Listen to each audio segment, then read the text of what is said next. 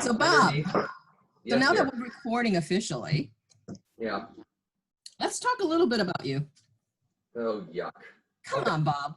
You are a very unique person. I think a lot of people would love to know. And I think you've seen so much in the world that the relatable people, like the common people, can relate to you. I think that's a I just, I right. just have to make sure there are Lisa? as long as there are no warrants out for my arrest, I'm good. But you know, Well, we'll find out soon enough. How about that?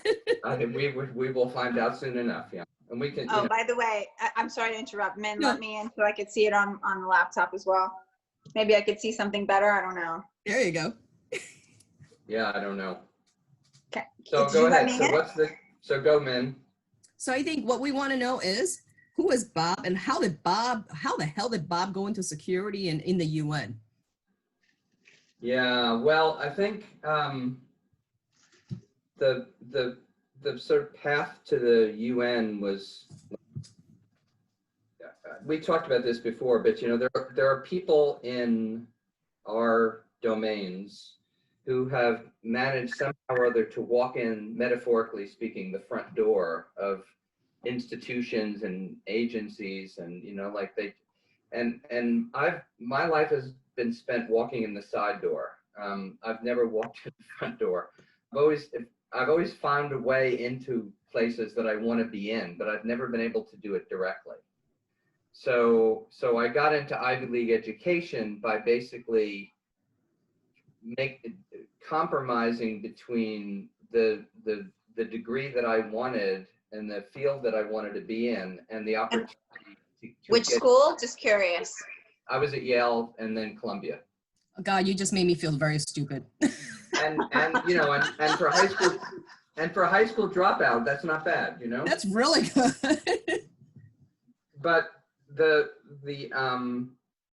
but you know, going through the side door is a sort of, it's good strategy on the one hand, but it's kind of stealth on the other hand, you know, because you kind of get to the point where you begin to believe that if you tried to walk in the front door that people would bar you from it, right? And so you end up being in places, in my case, academic institutions or churches or the UN, that, you know, that I managed to figure it out, but it wasn't, I wasn't there based on some like ringing invitation, you know. It was just, it's like I've spent my whole life as a compromise principle, you know. and that's okay, but that's kind of been the way that it is. But one of the things that I've learned from that, which I think is really helpful and has really been helpful at the UN, I think, is learning how to take what you do seriously, but not yourself. Yeah. And I don't take myself seriously. I never have. I never will. I think that I'm kind of a joke waiting to happen. And I really believed at an early stage that what a lot of people actually experience, and a lot of women experience, which is this kind of sense of feeling like a fraud, which is this sense that, you know, at some point in your life, somebody's going to like pull the curtain and start laughing because, you know, we thought we were so cool, and it turns out that we're just pretty mediocre at the end of the day. That sounds like high school, doesn't it? It's very much like high school. Sounds like high school, doesn't it? With the whole. Yeah, well, I didn't go enough. I didn't go enough to know, so I can't really comment on high school. But so can we label you as a bad boy in high school then? No. Uh-oh. Did he deny it, or because I can't hear him? No, I can't hear him either. Bob, we lost your audio. We lost your audio. I don't think he can hear us either. Your audio. The audio. Oh, man. He's just said his audio went gone. That's great. Bob, your audio went gone. Completely incompetent I am, you know, as opposed to, you know, the whatever. And I just think that's that whole genre of, you know, being really committed to what you're doing but not taking yourself seriously, I think is really important. And it's important in part because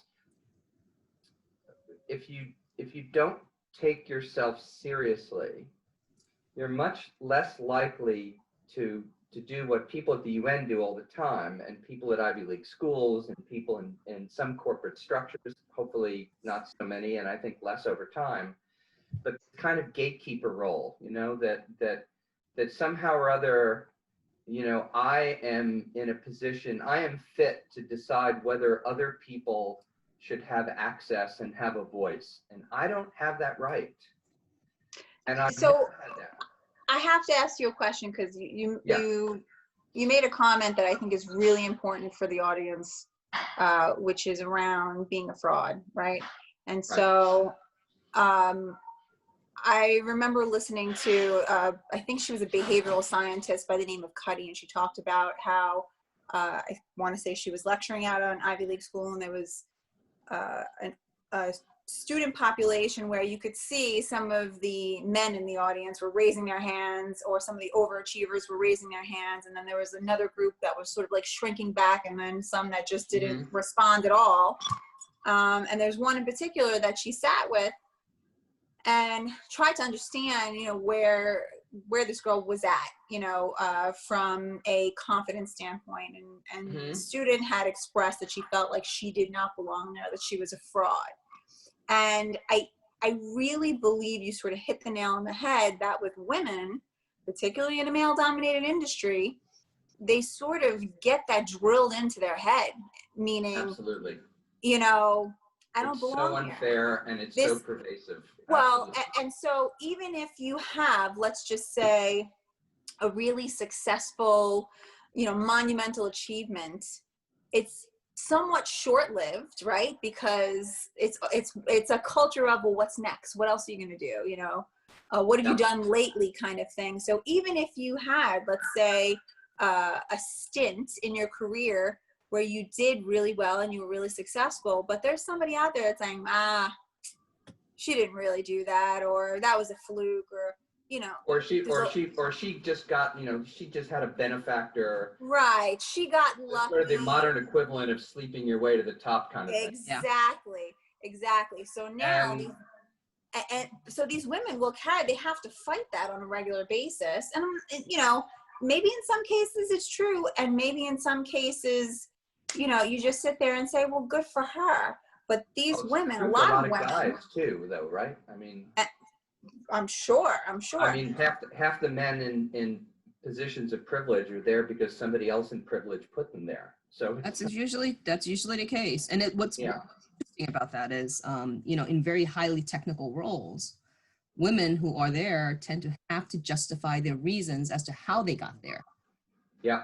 And I was talking to someone who's very high up. Oh, I agree. Global manufacturing. That's right. And the more that you don't, you know, the more that you're open to, you know, to Elisa's point, you know, the more that you're open to other people and not serving as a gatekeeper, either intellectually or institutionally or whatever. And you realize the amount of talent that is out there waiting to be cultivated and waiting for an opportunity, et cetera. It's amazing. So I think one of two things tend to happen, right? So again, just looking at it from the female perspective, you know, female in a male-dominated industry, one of two things are going to happen. Either that person is going to get worn down, and eventually hearing, I'm a fraud, over and over, they will shrink back, like that student, right? In that example. Or they're going to get so used to hearing that negativity and get a little bit stronger every time, and still keep moving forward. And that's what you hope to happen. I wonder though, how often. Not very often. Versus the other. Not very often. Yeah, and I don't, and see, statistically, it's not. I don't know the answer to that, and it's interesting because I think that you know, just like, you know, we all grow up and there, you know, but there's a part of us that never stops being, you know, the kid that got browbeaten by their parents, or, you know, or lost at the World's Fair, or what is that happened to us, right? And so it's the psychological component of that is the voices that we carry with us, you know, and I think for women in male-dominated industries, but I think I think it's a cultural problem for many women, even when they're not in male-dominated industries. But it's not even that though. I think even in schools, I mean, there's this whole gender role that's being played in starting with kids at very young ages, I hate to say. You know, Mhm. stories about teachers going to kids and saying, well, you know, you're a young lady, you shouldn't be going to these type of roles, or even Right. roles. I mean, this is why this whole STEM programs are set now for younger generations to actually get engaged in these science programs, engineering programs. But the reality is, if you hear a lot of history that's going on there, a lot of these kids don't have the right mentorship or even the right guidance from teachers. And I'm going to say teachers in quotes because some of them misguide these kids. And they have guidance counselors that are saying, well, you know what, you're never going to make it because one, your gender, or two, Right. you're not excelling at specific things. And So there's a group that I follow on LinkedIn. It's called the Female Lead. I'm not sure if you've seen them, but Yeah, they just posted a video, maybe you saw it, of Cynthia Nixon reading that poem. I forgot the name of it, but it was, be a lady, they said, your skirt is too short, you know, or dress more sexy. Now you're dressing too sexy. Wear lipstick, wear makeup. You're wearing too much makeup. And all of these messages that you're hearing over and over growing up, how do you filter that? You know, how do you weed through all that noise? Well, and even for you, yeah, Bob, no, I mean, even as a liaison I in the UN. know Cynthia pretty well, and you know, she occupies some very unique space. Oh, you and have to she's explain that now. I was just gonna say, all right, we need to shift gears. How do you know Cynthia? And give us a good story. It's a movie connection. It's a long story, but That's okay. We got time. no, I don't have time. I'll tell you another time. But the you know, the thing, the principle, I think, is that it's the things that are rolling around in our head that we don't acknowledge, that are the ones that make our lives miserable. And that the more that people are able, and this takes mentorship as well, right, is to have permission to look inside your head and go, okay, where are these messages coming from? What's the iteration of this? What's the root cause of this? And you know, none of us can, I mean, we can't I mean, we can't move, just sort of push aside our programming, but we can mitigate some of the negative consequences of it. And I think for women, very often there isn't the same kind of, like, a lot of women are in therapy, but therapy now is kind of like what a mentor should be, right? It's like saying to people, well, you know, you're getting screwed and you're fine the way you are and everybody else is fucked up, kind of stuff, right? That kind of therapy, which is really more like what a good friend does or a mentor does. But giving women permission to look at their own programming and how some of that has facilitated their progress and some of it has impeded their progress. It's not, I think that is really, really important for people. Yeah. So how do you take accountability for schools then, especially when kids who are going to college are looking up? Well, school is a really weird concept because you know, I mean, most of the metrics outside of STEM have become quite women-centric now, you know, in terms of admissions, in terms of graduation rates, et cetera, et cetera. True. So the real question is, you know, where are the fields that are resistant to inclusion? And then the second is, you know, when people invest all this time and money in getting all these fucking degrees, what are they supposed to do with them? And, you know, because school for a lot of women now is the easy part. You know, the hard part is taking the degree and the skills and all of that and entering a workforce that is generically more hostile to their interests than school was.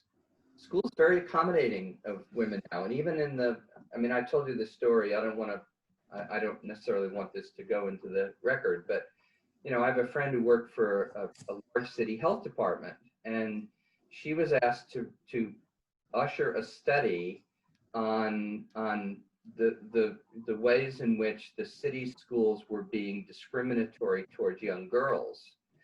And so she did the study, she ran the numbers, and it turns out that the discrimination was against boys. And they fired her because her evidence didn't fit the thought process. Do you agenda. know, so I Wow. tend to, I'm not a professional researcher by any means, but I do follow a lot of researchers. Do you know how many times they talk about fitting their data into the thesis that they're looking at, and how they have to manipulate it because of funding? They won't grant money if they can't prove whatever the hypothesis was.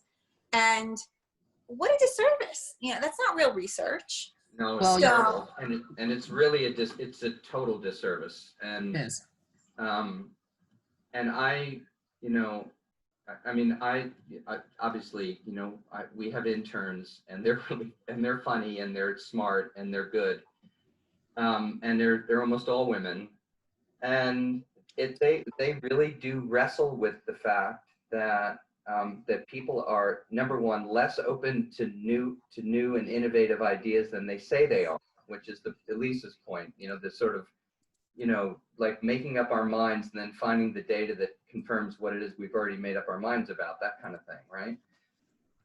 But the other part of it is that, you know, they've spent years in school, they've got debt, and there are all of these artificial impediments in the job market that are making it very difficult. I mean, one of the best interns I had over the last couple of years from Honduras got screwed by her university. It's a long story, it's not worth going into, but she is as competent a human being as I've ever been around, especially for somebody who's 20. And she applied for this job. Bob, you just went out again.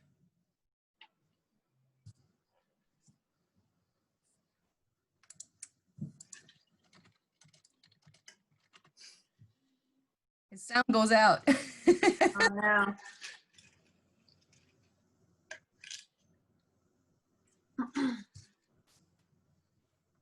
Did he get it? I think he did. He's trying to Okay. figure it out. Connecting to audio, it says. Yep.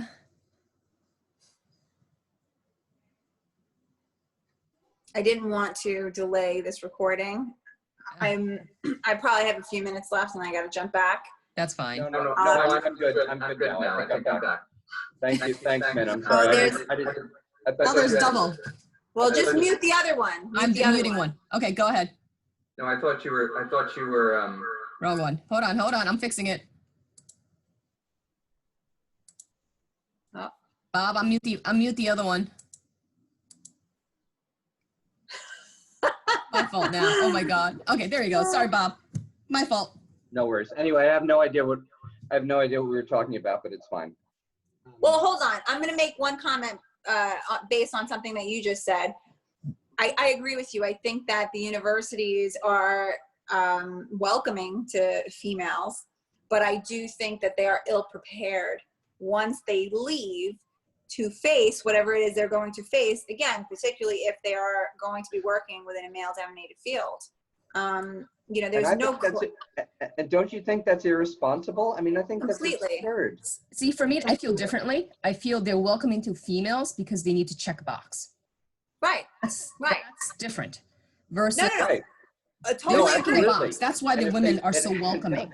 But they're not saying, particularly if it's a STEM program like Bob was talking about or whatever, they're not sitting there saying, look, you're going into a male-dominated field. These are the things you may experience. This is what you might come up against. This is how maybe you want to think forward in your career on long-term strategy around some of these challenges. None of them are prepared. So I certainly wasn't. no, So, and I'm going to say this and coming I'm sure. from a university I'm sure that's background, true. it's not, I think it's because they don't care. I think they're just trying to fill that quota right now. mhm. The whole administration needs to change that whole mindset in the belief that women or the others coming in are as intelligent as the ones that they deem should be going to the professional world, which, you know, that mindset is not there. I'm going to say that right off the bat. And in my mind, unless they stop checking off that box and saying women are learning, so just because they're coming in and we're checking off the box, that to me makes absolutely no sense. I think women should go in because of their merits as well. And I think I totally agree. But that's do you gonna change. remember? But do you remember in undergrad how there was, you know, a college 101 class? Like, okay, you're not in high I never school got anymore. So I did. I went to. It was never coast. offered for me. Yeah. I went to LIU, and it was essentially like, you know, this is your first introduction into a college level class. Like, you know, some of you came from different backgrounds in high school. Some of you can handle it. Some of you have no idea how to study, and like, you know, being self-motivated to wake up for class and make it there on time. Like, your mom's not gonna, you know, knock on your door anymore. You have to sort of do it for yourself, kind of thing. And it was a good class in that a lot of the kids who needed that sort of self-motivation sort of was coached a little bit, but they also equally needed a similar class for life at the end of their 4-year term. You know, and nobody gets In that. high school and elementary school, I'm sorry. No, I mean, Nobody Put gets it in that curriculum. no, that's absolutely right. And so one gets the sense that, you know, I don't know. I mean, I co-wrote a couple of books on sort of where higher education is sort of failing people. This was a long time ago, and they're probably still failing them in the same way. But you know, you go to, I mean, some people go to school to put off life decisions, but most people go to school to begin the process of engaging it. Right. And with no background, with no one to say, you know, here's how it's going to suck, and here are the things that you need to, you know, learn how to do, and here are the challenges you're likely to face, and here's how to cope with them, and here's how to build friendships and relationships and contacts and partnerships and all. It's like, oh my God. And so people get, you know, they get, it's like this Honduran girl, right? As competent a person as there is. And, you know, she couldn't get this job because she didn't have a degree, even though she could do it probably better than anybody they were able to hire. But there was no, you know, but one of the problems that she had at the school that she was at is that there was just no sense of, you know, how do we live a life that's worth living, and where does ambition fit in that in a professional sense, right? It's one phase of it, but you know, you all are mothers. It's like, you know, it's part of the deal. It's not the deal. And how do you blend the elements, and how do you do that fairly, and how do we expunge the demons that are in our head, and how do we learn to, you know, to sort of live with and love our contributions? And this feeling like a fraud thing, I think, is really, really significant. You know, it's absolutely, it's a culturally imposed burden for women more than men, on top of the other ones, and it's not any good. And we just don't have the mechanism to sort of acknowledge it, to identify it, to drain that swamp. You know, we haven't. And in fact, in some ways, it's gotten worse because our professional credibility is now so narrowly focused, right? And so, you know, you're not loved and admired and respected for being a good person and contributing to your coworkers, and you know, making good links between your corporate settings and your community settings, and all of that stuff that could be criteria for acknowledgement, but Right. increasingly it's not.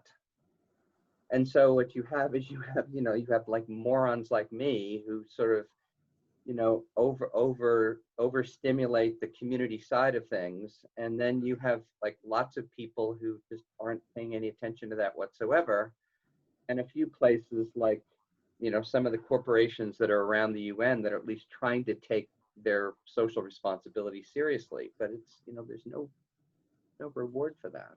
But where do you see the fault lying at, though? Like, where do you see the imminent fault being? Not a bandage, but like, how would you address that in a way where you're fixing the problem, not bandaging the problem? Yeah, you know, that's important and really tough, and I'd have to really think about it. But I think part of the issue is, and and maybe COVID, is the precursor for a reset on this. I don't really know. But I do think that that the system has a vested interest in having us exercise narrow criteria for success, which is largely success in relationship to the structures of the people who pay us and sort of manage our work life. And it's like, and how do you take a stand on personal and community success when corporate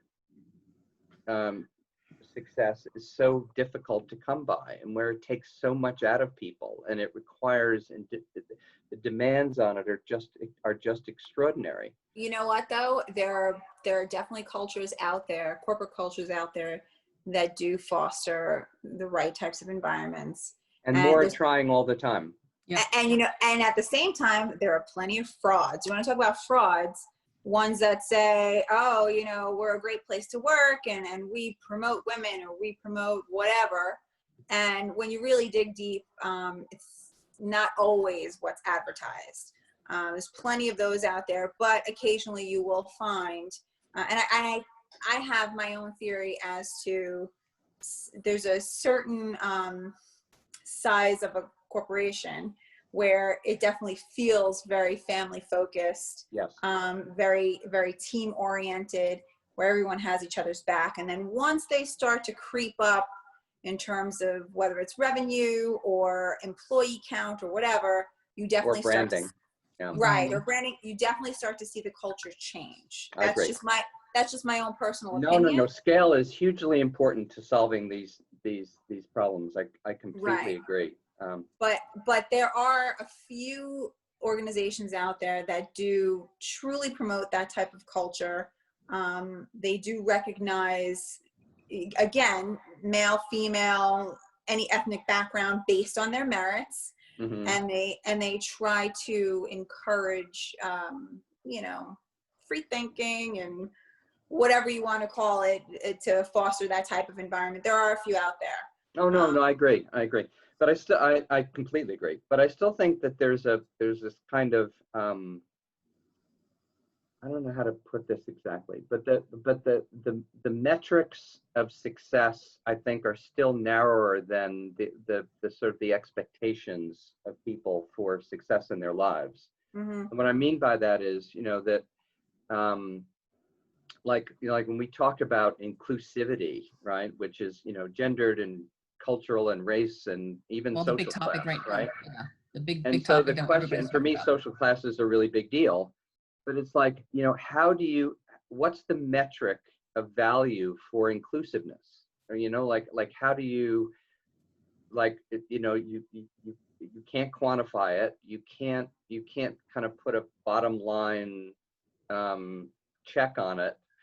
And so, but what is the value? What is the value to me of having people around me like you, or other people who enrich my life, but don't necessarily enrich it in any kind of bottom line modality? And the happiest thing in my life has been for a long time, and still is just the richness and diversity of the people who surround it. And that's why we have you on the show, Bob. No, I understand, but seriously, it's a blessing that just has no end, and you know what, Sid, that's the perfect segue. I know we have like minutes left. Can you please retell the story? You know which story I'm going to ask for, right? What? Which one? Of the nun. Oh, the nun. Infamous nun. Yeah. This was one of my favorite stories. Please retell the story, because I do want to make sure that it makes it into one of these segments. Okay. Now, so who was Bob and how did he get there? Right. So I will. So I spent a number of years in this not full time, but a number of years in this Harlem church back in the bad old days of crack cocaine and rundown buildings and all the rest of it. We had a lovely community, and it was a super important part of my life, maybe the single most important part of my life, in terms of figuring out who I was and getting over the fraud thing, oddly enough. There was the only place in my life before or since that really needed me to be good at something.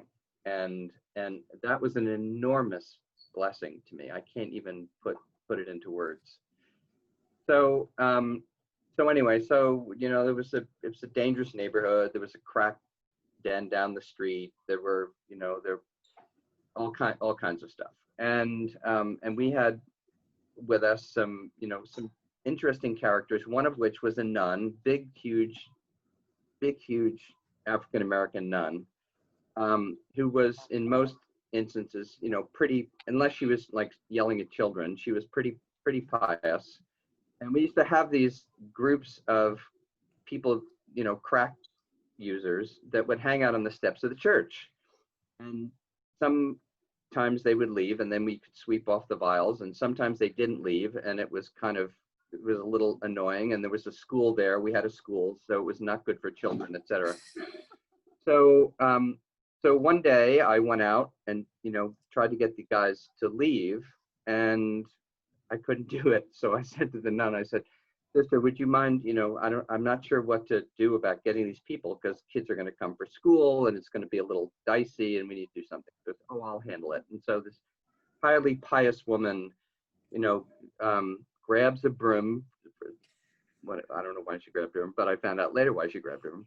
And she went out on the stairs, and I could hear from inside the church her saying, basically, "Get the fuck out of there! Got my goddamn chair!" And just like screaming them and beating them with this broom and haranguing them, and they're like, "Oh shit, sister, okay, man, I'm gonna get out of here. No, I'm never coming back."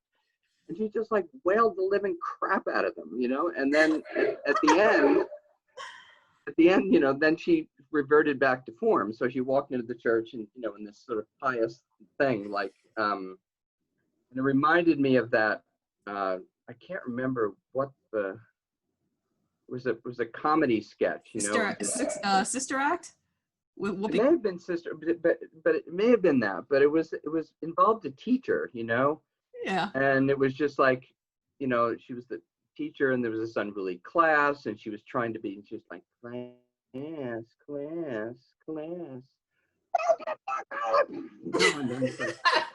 And it was like, thank you. And this sort of like moving from piety to violence back to piety, I thought was just priceless. That's And so this funny. nun was classic. She was just really, really good at it. And she could she could smack people. Oh my God. You need a few tricks from her. I was just gonna say I need some lessons from that woman. We need a few tricks from her. I wouldn't have Big tangled time. with her if my life depended on it, man. That girl could put a serious hurt on you. So Anyway, real quick, we're almost at the hour. Okay. Bob, you're gonna come back on to the show. We're gonna do some more of this, correct? Okay. Yes, and I'll be back home soon, so it'll be a little easier to manage All right. the technology. And maybe we can do this in person eventually, too. Maybe we can all get together sometime soon. That would be Yes. That would be I good. would love to make you a regular on this podcast. I don't know if you saw any of what was already released. It was a very short little clip, but you're going to be the first guest, and we want to make you a regular. We just think you're awesome, and everyone needs a little Bob in their life. Thank you. Well, I love you too, and let's figure out a way to see each other soon, because it's been way too long. Well, it will be with drinks, because I think we both need people serving us right now. What do you mean? You're not drinking right now? What do you think this is? All right. It'd be nice No, I'm for not- someone in a very, a cute guy coming up with a tray, giving, "Hi, ma'am, here's a drink for you," if you can. That's your cue, Bob. I can do that. I'm married. All right, y'all. I'll see you soon. Love All you right, thanks, both. Bob. Bye. Mwah. Bye. Bye.